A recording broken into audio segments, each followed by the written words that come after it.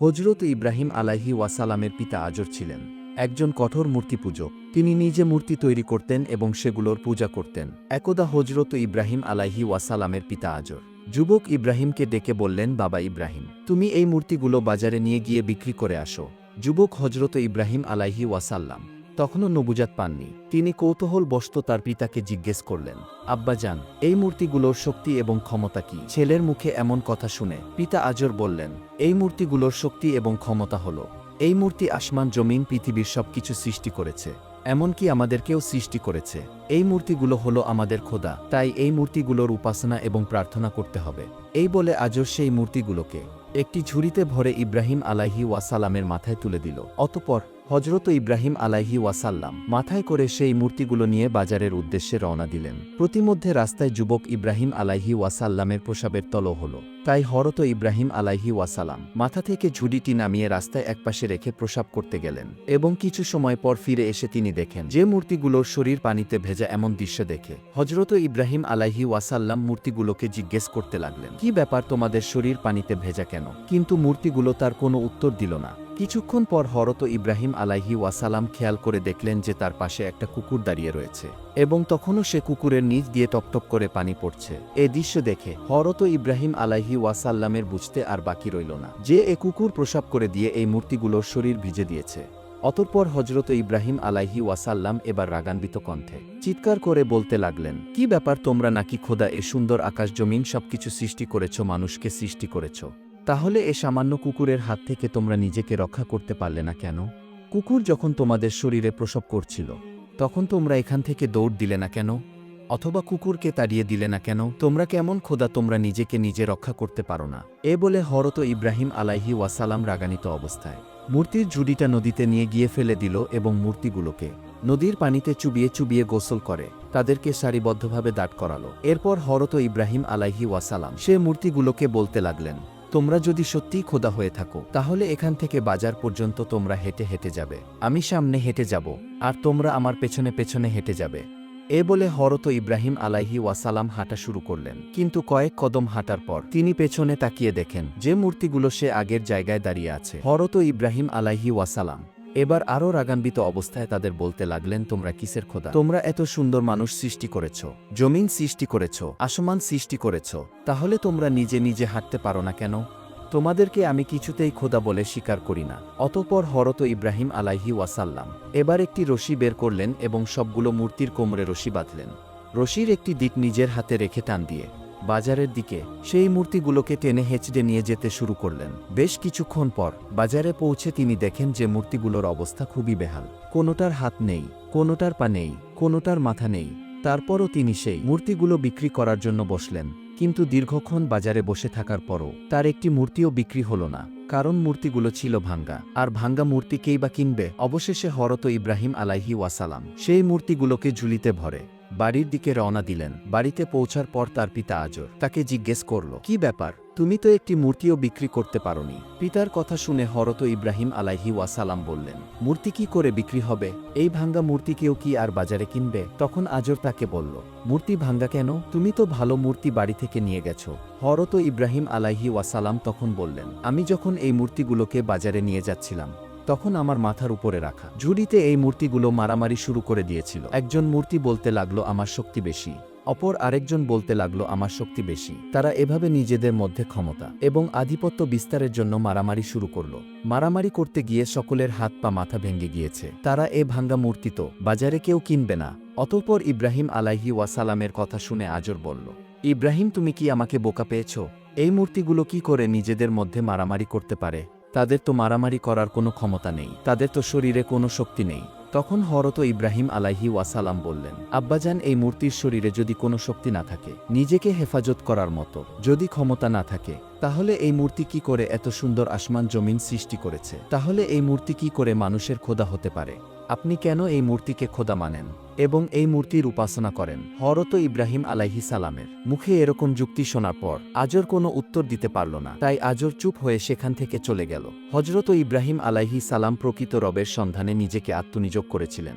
এত সুন্দর পৃথিবীকে সৃষ্টি করেছে, এত সুন্দর মানুষকে সুন্দর করে কে বানিয়েছে, সেই সুন্দর সৃষ্টির স্রষ্টাকে খুঁজে পাওয়ার জন্য হজরত ইব্রাহিম আলাইহিস সালাম মরিয়া হয়ে উঠেছিলেন। অতঃপর একদিন হযরত ইব্রাহিম আলাইহিস সালামের কাছে গ্রামের লোকজন এসে বলল, ইব্রাহিম, আমাদের গ্রামের মধ্যে অনেক বড় মেলার আয়োজন করা হয়েছে। গ্রামের প্রতিটা লোকই সে মেলায় অংশগ্রহণ করবে, তোমাকেও সে মেলায় যেতে হবে। তাদের কথা শুনে হযরত ইব্রাহিম আলাইহিস সালাম বললেন, আমি অসুস্থ, তাই আমি মেলায় যাব না, তোমরা যাও। হযরত ইব্রাহিম আলাইহিস সালাম শারীরিকভাবে যদিও সুস্থ ছিলেন রবের সন্ধান পাওয়ার জন্য, কিন্তু তিনি মানসিকভাবে অত্যন্ত হতাশ এবং পেরেশান ছিলেন। তখন গ্রামের লোকজন বলল, ঠিক আছে ইব্রাহিম, তুমি যখন মেলায় যাবে না, তাহলে তুমি আমাদের এই মূর্তির ঘরের মূর্তিগুলোকে পাহারা দিও। আমরা মেলা থেকে সকলে 3 দিন পরে ফিরব। এই 3 দিনের মধ্যে যাতে আমাদের মূর্তিগুলোকে কোনো চোর চুরি করে নিয়ে যেতে না পারে, সেজন্য তুমি আমাদের মূর্তির ঘরটা পাহারা দিও। এই বলে গ্রামের সকল লোকজন সে মেলায় চলে গেল। এদিকে গ্রামের সব লোকজন যখন মেলায় চলে গেল, তখন হযরত ইব্রাহিম আলাইহিস সালাম সে মূর্তির ঘরে ঢুকলেন। তিনি ভাবতে লাগলেন, আমার জাতি লোকেরা এই মূর্তিগুলোকে খোদা মানে এবং তাদের উপাসনা করে। দেখি আমি এই সুন্দর পৃথিবীর স্রষ্টাকে এখানে খুঁজে পাই কিনা। হযরত ইব্রাহিম আলাইহিস সালাম সেই মূর্তির ঘরে ঢুকে দেখেন সেখানে শত শত মূর্তি রাখা আছে, কোনোটা ছোট, কোনোটা বড় এবং কোনোটার আকৃতি এত বিশাল যা দেখে হযরত ইব্রাহিম আলাইহিস সালাম অত্যন্ত অবাক হয়ে গেলেন। ইব্রাহিম আলাইহিস সালাম খেয়াল করলেন প্রতিটা মূর্তির সামনে ফলমূল এবং বিভিন্ন প্রকার খাবার রাখা আছে, কিন্তু কোনো মূর্তি সে খাবার গ্রহণ করছে না। ইব্রাহিম আলাইহিস সালাম খেয়াল করে দেখলেন প্রতিটা মূর্তি হাঁ করে তাকিয়ে আছে, কোনোটার 1-0টা হাত, কোনোটার 8টা হাত, কোনোটার 1-2টা হাত, কোনোটা তাকিয়ে আছে বল্লম হাতি নিয়ে, কোনোটা তাকিয়ে রয়েছে বর্ষা হাতি নিয়ে। এক একটা মূর্তির আকৃতি এক এক রকম এবং সেই চিত্রগুলো খুব নিখুঁতভাবে অঙ্কন করা হয়েছে। এবার হযরত ইব্রাহিম আলাইহিস সালাম সে মূর্তিগুলোকে উদ্দেশ্য করে বলতে লাগলেন, কি ব্যাপার, আমার জাতি লোকেরা তোমাদের ইবাদত করে, তোমাদেরকে পূজা করে, তোমাদেরকে খোদা মানে, তোমরা নাকি এই সুন্দর পৃথিবী সৃষ্টি করেছ, মানুষকে তৈরি করেছ, তাহলে তোমরা এ খাবার খাচ্ছ না কেন? তোমাদের সামনে অনেক রকমের খাবার রাখা আছে, তোমরা খাবার গ্রহণ করো। হযরত ইব্রাহিম আলাইহিস সালাম বারবার সে মূর্তিগুলোকে এভাবে বলতে লাগলেন এবং তিনি নিজের হাতে সে প্লেটগুলো মূর্তিগুলোর মুখের কাছে নিয়ে গিয়ে ধরলেন এবং বললেন, খাবার খাও। তিনি প্রতিটা মূর্তির মুখের সামনে এভাবে প্লেট নিয়ে গেলেন এবং তাদেরকে খাবার খাওয়ার জন্য বললেন, কিন্তু কোনো মূর্তি খাবার গ্রহণ করল না। তাই হযরত ইব্রাহিম আলাইহিস সালাম এবার রাগান্বিত কণ্ঠে বললেন, তোমরা কিসের খোদা? তোমরা এ সুন্দর পৃথিবী সৃষ্টি করেছ কি করে? তোমরা তো নিজেই চলতে পারো না, তোমাদের নিজেদেরকে তো মানুষ তৈরি করে, তাহলে তোমরা মানুষের খোদা হও কি করে? তোমাদের সামনে এত সুন্দর খাবার রাখা আছে, সে খাবার হাত দিয়ে তুলে মুখে দেওয়ার মতো শক্তি তোমাদের নেই, আর তোমরা এই সুন্দর পৃথিবী সৃষ্টি করেছ, এটা আমি কিছুতেই বিশ্বাস করি না। এই বলে হযরত ইব্রাহিম আলাইহিস সালাম একটা কোঠার দিয়ে মূর্তিগুলোকে ভাঙতে লাগলেন এবং শত শত মূর্তি তিনি ভেঙে গুড়িয়ে দিলেন এবং সেখানে সবচেয়ে বড় যে মূর্তিটা ছিল সে মূর্তির ঘাড়ে তিনি কোঠারটা রাখলেন এবং সেখান থেকে চলে গেলেন। অতঃপর 3 দিন পর গ্রামের সকল লোকজন মেলা থেকে ফিরে আসলো এবং মেলা থেকে ফিরে আসার পর তারা পূজা দেওয়ার জন্য সেই মূর্তির মণ্ডপে প্রবেশ করল, কিন্তু তারা ঢুকেই হায় হায় করতে লাগল। তারা চিৎকার দিয়ে বলতে লাগল, সর্বনাশ, আমাদের সকল মূর্তি তো ভেঙে গুড়িয়ে ফেলে দেওয়া হয়েছে। তখন একজন লোক বলল, আমরা মেলায় যাওয়ার আগে ইব্রাহিমকে এখানে পাহারাদার হিসেবে রেখে গিয়েছিলাম, আর আমার মনে হয় সে হয়তো কিছু করেছে। তার কথা শুনে লোকেরা তখন বলল, হ্যাঁ, তুমি ঠিক বলেছ। অথবা তারা ইব্রাহিম আলাইহিস সালামকে সেখানে ডেকে এনে বলল, ইব্রাহিম, তোমাকে না দায়িত্ব দিয়েছিলাম এই মূর্তিগুলো পাহারা দেওয়ার জন্য, তাহলে এই মূর্তিগুলোর এই অবস্থা হলো কি করে? তখন ইব্রাহিম আলাইহিস সালাম চালাকি করে বললেন, আমি কি জানি, ওই যে বটটার কাঁধে কোঠার রাখা আছে তাকে জিজ্ঞেস করো, সে হয়তোবা সকল ছোট মূর্তিগুলোকে ভেঙে গুড়িয়ে দিয়েছে, কেননা তার শক্তি বেশি, সেজন্য তার ক্ষমতা সে প্রয়োগ করেছে। হযরত ইব্রাহিম আলাইহিস সালামের কথা শুনে তার গ্রামের লোকজন বলল, ইব্রাহিম, তুমি কি আমাদের বোকা পেয়েছ? এই মূর্তি কি করে অন্য মূর্তিদের ভাঙতে পারে? এই মূর্তির শরীরে তো কোনো শক্তি নেই, তাকে তো আমরাই তৈরি করেছি।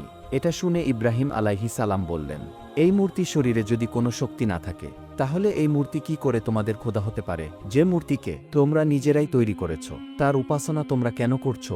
কেন তোমরা তাকে খোদা মানছ? ওই বড় মূর্তির শরীরে যদি একটা মাছিও বসে, তাহলে সেই মাছিটা তাড়িয়ে দেওয়ার মতো ক্ষমতা তার নেই, তাই সে তোমাদের খোদা কিছুতেই হতে পারে না। ইব্রাহিম আলাইহিস সালামের মুখে এমন কথা শুনে গ্রামের লোকজনের বুঝতে আর বাকি রইল না যে এই মূর্তিগুলো ইব্রাহিম ভেঙেছে। কিন্তু ইব্রাহিম আলাইহিস সালামের এরকম যুক্তি শুনে গ্রামের লোকেদের মাথা নত হয়ে গেল, তারা চুপ হয়ে সেখান থেকে চলে গেল। অতঃপর একদিন রাতে ইব্রাহিম আলাইহিস সালাম খেয়াল করলেন যে আকাশে অনেক বড় বড় তারা দেখা যাচ্ছে। তখন ইব্রাহিম আলাইহিস সালাম বললেন, আকাশে এত সুন্দর বড় বড় তারা, নিশ্চয়ই এ তারাগুলোই আমার রব হবে। একটু পর তিনি খেয়াল করলেন তারার পাশে একটি বিশাল আকৃতির চাঁদ। তখন তিনি বললেন, তারার চেয়ে ওই চাঁদ বড়, তাই নিশ্চয়ই এ চাঁদ আমার রব হবে। অতঃপর পরদিন সুবে সাদিকের সময় সে তারা এবং চাঁদ সব ডুবে গেল। তখন ইব্রাহিম আলাইহিস সালাম বলতে লাগলো, যেটা ডুবে যায়, শেষ হয়ে যায়, সেটা কখনো আমার রব হতে পারে না। একটু পরে সূর্য উদিত হলো। তখন ইব্রাহিম আলাইহিস সালাম বলল, নিশ্চয়ই এই সূর্যই আমার খোদা হবে, ওই তারা এবং ওই চাঁদের চেয়ে এই সূর্য অনেক বড়। দিন শেষে যখন সে সূর্য ডুবে গেল, তখন ইব্রাহিম আলাইহিস সালাম বলল, না, এ সূর্য আমার খোদা না। যেটা ডুবে যায় এবং শেষ হয়ে যায়, সেটা কখনো আমার খোদা হতে পারে না। এভাবে হযরত ইব্রাহিম আলাইহিস সালাম সৃষ্টির স্রষ্টাকে খুঁজে পাওয়ার জন্য হতাশ এবং পেরেশানির সঙ্গে দিন পার করতে লাগলেন। অবশেষে হযরত ইব্রাহিম আলাইহিস সালাম যখন উপযুক্ত বয়স হল, তখন আল্লাহ রাব্বুল আলামিন তাকে নবী বলে ঘোষণা দিলেন। ফেরেশতা জিব্রাইল আলাইহিস সালাম মারফত তাকে জানিয়ে দিলেন, হে ইব্রাহিম, তুমি আল্লাহ তাআলার নবী এবং পয়গম্বর। তুমি যে সত্য দিনের, সত্য ধর্মের যে সন্ধান করছো, আল্লাহ রাব্বুল আলামিন সেই সত্য দিনের সন্ধান তোমাকেই দিয়েছেন। আর সেই মহান আল্লাহ রাব্বুল আলামিন এই পৃথিবীর স্রষ্টা। এত সুন্দর পৃথিবী এবং মানুষদেরকে সৃষ্টি করেছেন সে আল্লাহ রাব্বুল আলামিন। অতএব আল্লাহ রাব্বুল আলামিনের এই দিনকে প্রচারের দায়িত্ব তোমার। আল্লাহ রাব্বুল আলামিন তোমাকে নবী বলে ঘোষণা করেছেন। তো প্রিয় দর্শক, এই ছিল আমাদের আজকের এই ভিডিও। কেমন লাগলো কমেন্ট করে অবশ্যই জানাবেন। আর এরকম ইসলামিক শিক্ষণীয় গল্প পেতে চ্যানেলটিকে সাবস্ক্রাইব করে পাশে থাকা বেল আইকনটি বাজিয়ে দিবেন। তাহলে এই পর্যন্তই। আপনারা ভালো থাকবেন, সুস্থ থাকবেন। আল্লাহ হাফেজ।